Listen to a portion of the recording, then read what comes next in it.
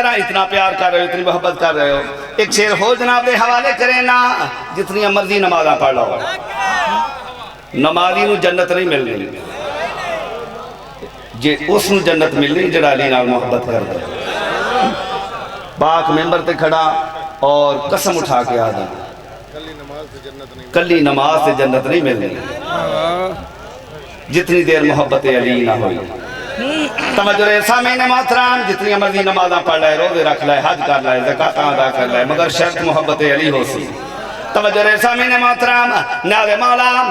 اس شیر دی آخری سطر دے پوری توجہ او میں نے ساما ایک ہو نشانی جناب دے حوالے کر رہے ہیں تے گل کری کرنا چاہنا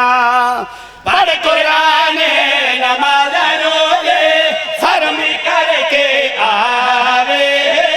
سار منڈوا کے رب دی راتے لکھا پیال اٹھواوے پڑھ قرآن نماز روزے نیاز مولا کی سطر دے پوری توجہ رب دیراتے